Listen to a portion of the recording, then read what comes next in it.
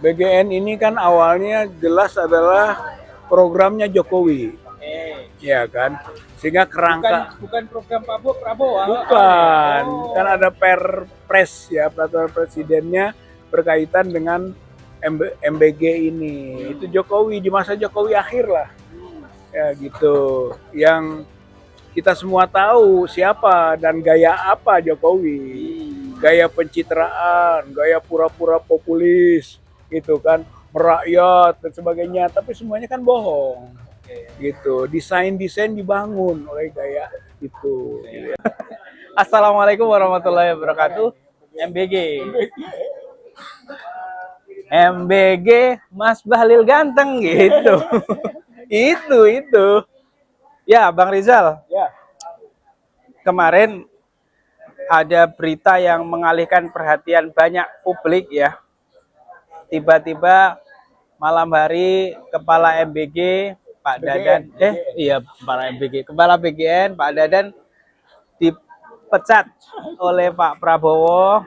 Pagi harinya langsung didatangi kejaksaan, langsung diperiksa, langsung jadi tersangka. Nah, ini akibat dari kasus tersebut semua perhatian publik ke sana kan.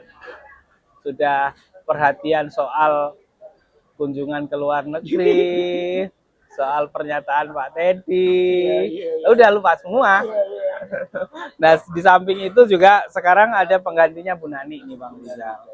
Nah, Bang Rizal melihat kasus BGN ini sebenarnya seperti apa nih Bang Rizal, kerangkanya Bang Rizal, silakan. Ya. BGN ini kan awalnya jelas adalah programnya Jokowi, ya kan?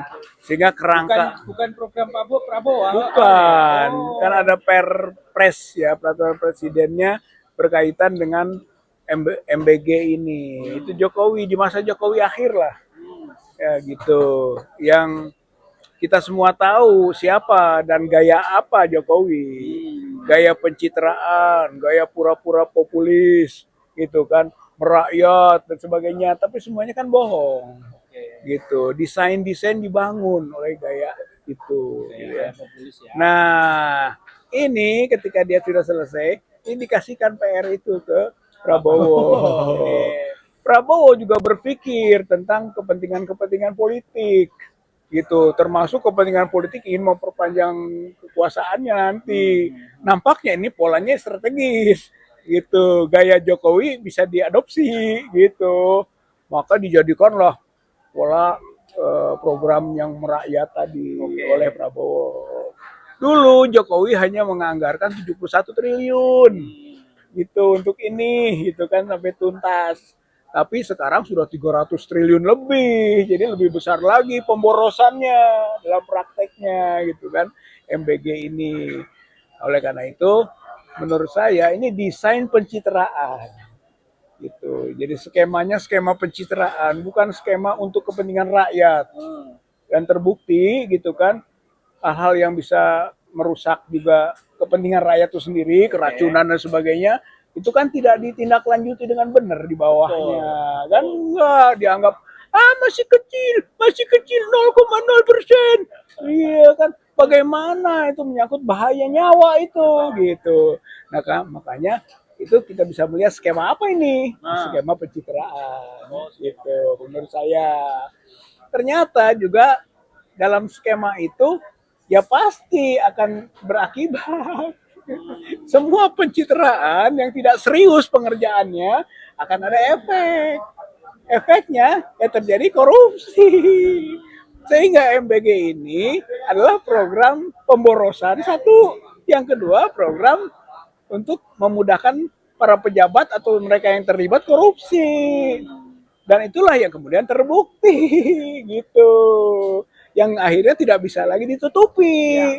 Kasus Dadan, kasus Pusung, atau Sony Sanjaya, gitu kan. Ya terpaksa, makanya kata Prabowo, saya berat katanya untuk melakukan ini. Ya iya dong, gitu kan. Tapi dia lupa bahwa memang itu juga bukan hanya soal 3 orang ini. Terus ini ke bawah karena sistem korupsinya sudah dibangun. Itu, ini sistem korupsinya sudah ke bawah ini. Nggak bisa selesai dengan para pejabat tingkat tingginya saja. Ya gitu. Belum lagi nanti penggantinya Nanik Deyang. Rame lagi kan dimasalahkan juga. Dia punya reputasi yang tidak bagus juga gitu.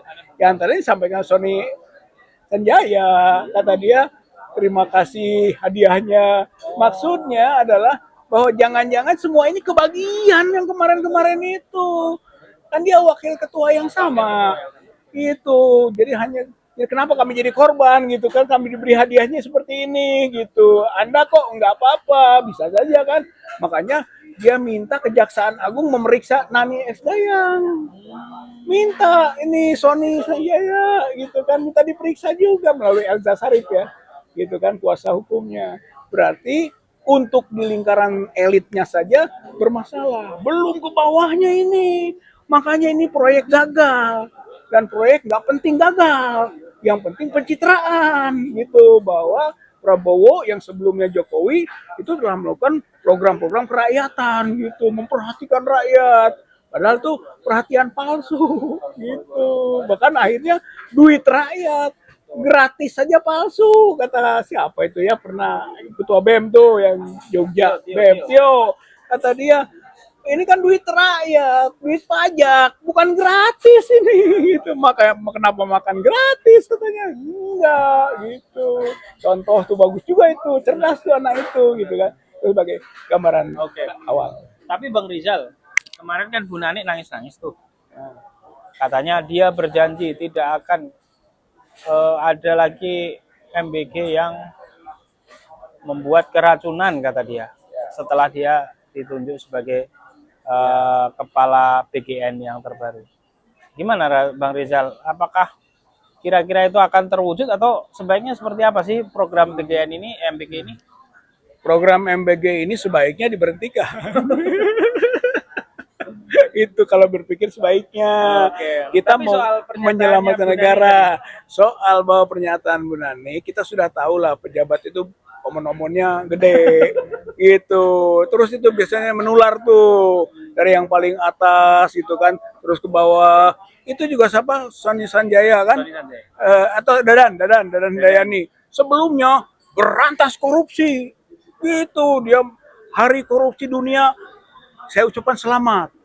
Maka nggak boleh lagi ada korupsi. Selamat, berantas korupsi.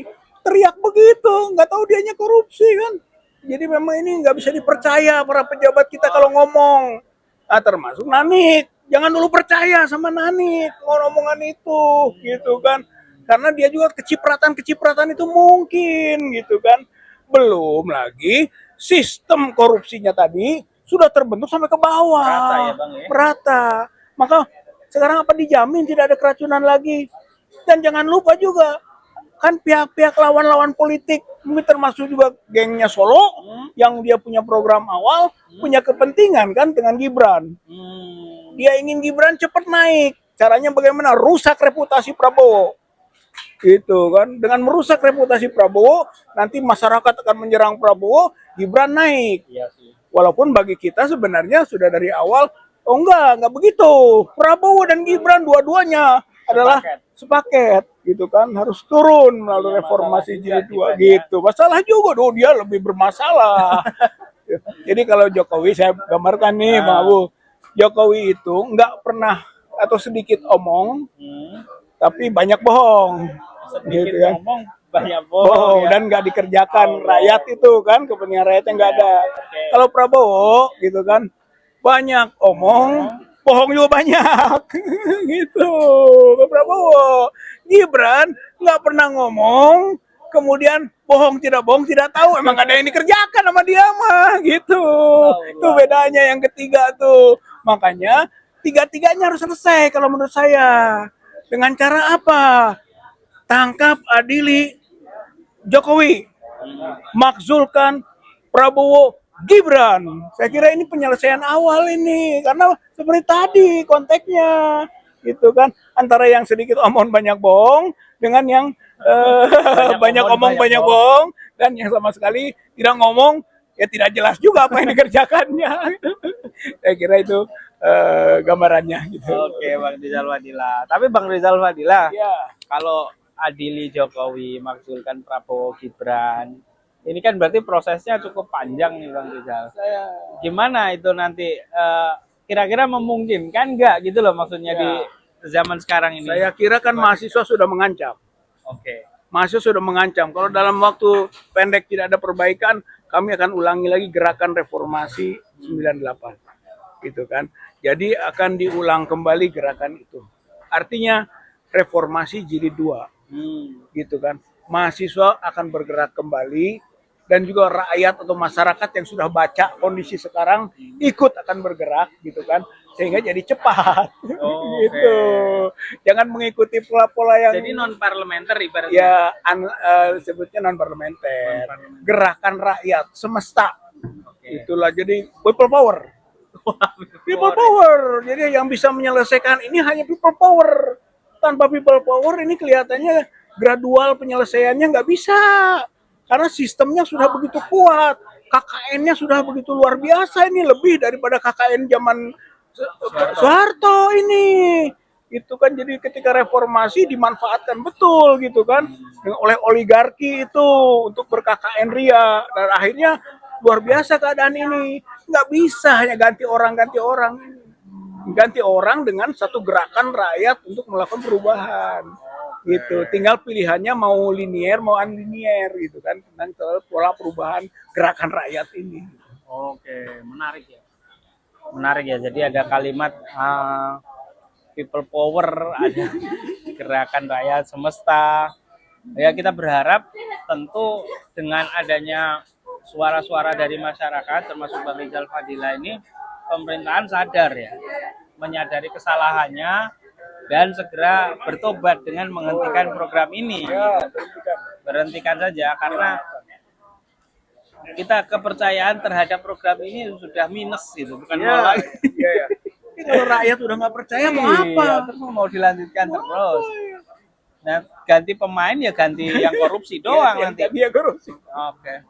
Baik, terima kasih teman-teman. Terima kasih Bang Rizal Sama-sama, Fadila atas Bang Abu, waktunya Bang Arif. siang hari ini. Kita akan lanjutkan nanti di podcast berikutnya. Wassalamualaikum warahmatullahi wabarakatuh. Waalaikumsalam warahmatullahi wabarakatuh. Nanti lah udah. Nanti itu. Itu kan. Nanti mereka masih sholat sholat lah. Tinggal satu lagi tinggal sholat. Sholat